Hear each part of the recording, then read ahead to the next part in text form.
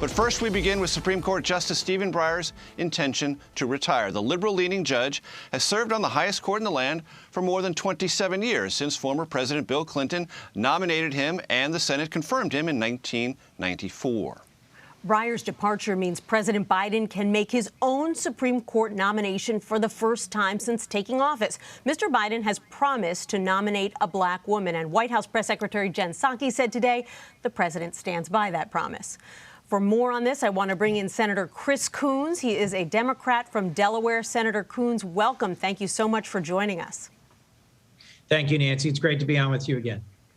So when did you first learn that Justice Breyer planned to retire, and do you think that this is the right time for him to step down? Well, there were press reports this afternoon suggesting that Justice Breyer may make an announcement tomorrow about his retirement. Justice Breyer has served on the federal courts for decades, nearly 30 years on the Supreme Court. And interestingly enough, it was then Senator Joe Biden of Delaware, who as chairman of the Judiciary Committee, presided over his confirmation hearing that put him on the Supreme Court in the first place. Senator, you now sit on the Judiciary Committee, so you are going to be deeply involved in the confirmation process to come. How soon do you anticipate the president is going to name a new nominee? And do you have any criteria you're looking for anyone who's at the top of the list? Anybody you want to see in there? Well, President Biden has done an excellent job of nominating for the federal courts candidates, nominees with outstanding intellectual, judicial, and decisional backgrounds. And we've confirmed a record number of circuit court and district court judicial nominees for President Biden this past year. I hope that we will have a strong nominee within a matter of weeks, hopefully even days. This has been something that's been, I know, anticipated and considered by members of the Judiciary Committee and the White House counsel's office. There's a number of strong candidates available to us.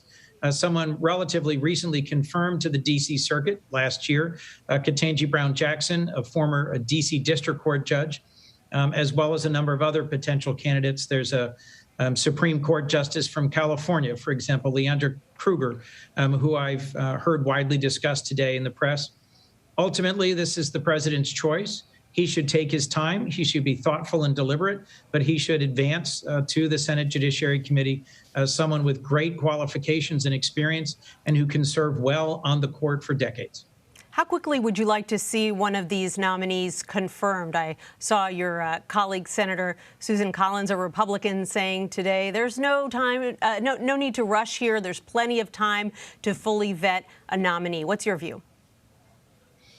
Well, having lived through the confirmations of Justice Barrett and Justice Kavanaugh and Justice Gorsuch, I think we should take enough time to be certain that we know the nominee who's before us and we're able to question him or her thoroughly. But I frankly don't think there's much reason for us to delay weeks and weeks or even months. That simply puts at risk the possibility of our being able to confirm a very strong nominee to the Supreme Court. Switching gears to Ukraine, since you also sit on the Foreign Relations Committee, I know you spoke with both the Secretary of State and the National Security Advisor this afternoon. What can you tell us about those conversations? Where do things stand today? Well, what the administration has publicly announced is that they have provided a response, essentially a counteroffer to the demands that were put forward by Vladimir Putin and his foreign minister.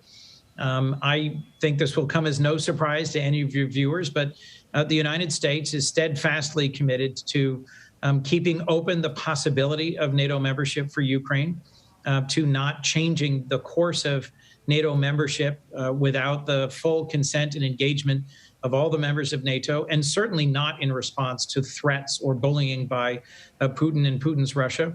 We're also going to continue to stand by the sovereignty and the territorial integrity of Ukraine. The United States, under President Biden's leadership, delivered $650 million of military support last year and another $200 million of advanced weapons, ammunition, small arms, Javelin missiles, Stinger missiles are just now being delivered to Ukraine.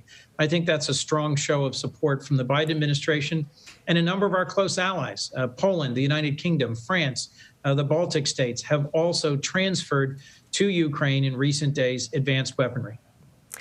I want to ask you about a bit of a discrepancy between what we're hearing from the U.S. government and what we're hearing from the Ukrainians. Wendy Sherman, the Deputy Secretary of State, said today, quote, "We certainly see every indication that Putin is going to use military force sometime between now and the middle of February." That's pretty definitive.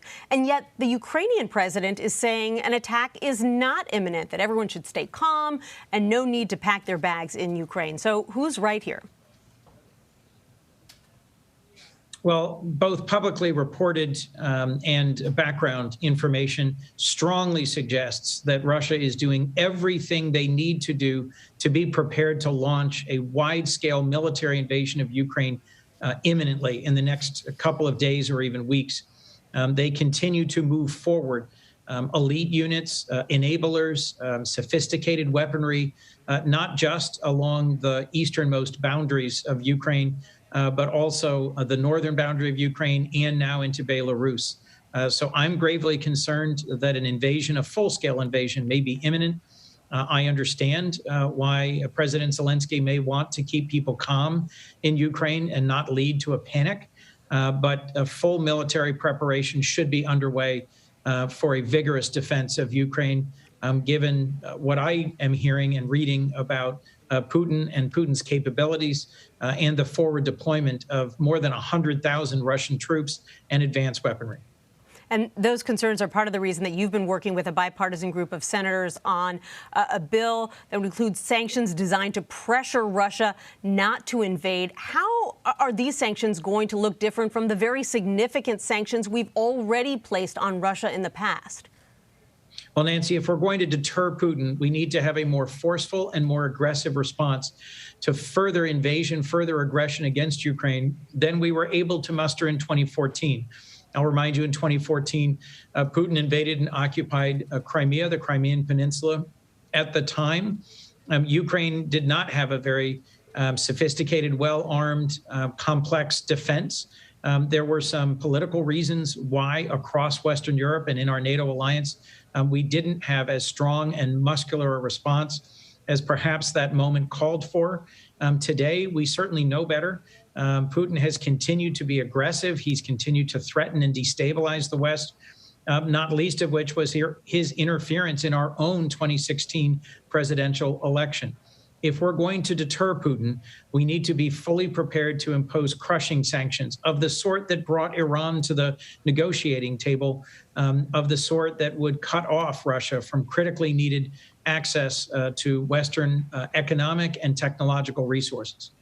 And so explain how that would work. How do you cut off access for Russian banks to American or international capital? Well, there are clearing systems that allow transactions in dollars. We would need the support and participation of our Western allies, but President Biden and his top leadership team, both national security and diplomatic team, have been engaging actively and thoroughly with our closest allies in Europe. I believe they are prepared to join us in significant and enduring sanctions against Russia in the event that Putin chooses to further invade Ukraine. You know, the longer that this tension drags on, it seems the more pressure there is, particularly from some Republicans in the Senate, to take action right now, either economic punishment or some other kind of action meant to force Putin to change his strategy. Where are you on that idea? Well, first, I think actions speak louder than words. And the most important action that's being taken by the Biden administration is the delivery of hundreds of millions of dollars of sophisticated missiles like Stinger missiles that can take down helicopters and jet fighters, and Javelin missiles, which are our most advanced anti-tank weapons, which will enable the Ukrainians to impose significant costs on Russian troops if they should choose to further invade Ukraine. But I agree that we need to come together in a bipartisan way and pass a robust package of sanctions. That may include some sanctions that would be imposed now in advance of any further action, in recognition of the fact that Putin and Putin's Russia have been carrying out cyber assaults on Ukraine in recent days, that FSB agents, the modern day descendants of the KGB, are active in Ukraine and are actively plotting to do things that would undermine or even overthrow the Zelensky government. I think having strong bipartisan action ready to go when we return to session next week is important. And if that means we need to do some sanctions now and threaten much stronger sanctions later in order to deter Putin, I'd be willing to support that. That's very interesting. If I can get your take on one other topic before you go. President Biden said last week he'd probably have to break up his social and climate spending plan, otherwise known as Build Back Better. I want to play for you some of what White House Press Secretary Jen Psaki had to say about that today, and then get your take. Something being entirely paid for means that part of that is the highest income Americans, that companies would be asked to pay a little bit more. That has been part of the proposal and part of reforming the tax system to make it more fair. It's fully paid for. We would point to Nobel laureates and a range of global economists who have conveyed that it would not contribute to inflationary pressures. So if Build Back Better were to be broken down into these more manageable chunks, based on your conversations with fellow Senate Democrats, where do you see that heading? What would these chunks look like? How many would there be? And how likely do you think they would be to pass? Well, Nancy, I don't want to get ahead of conversations between the White House and a number of critical senators, but Senator Manchin has repeatedly and publicly been clear that he would support rolling back some of the Trump tax cuts in order to ensure that the very wealthiest Americans and the most profitable companies paid more of their fair share.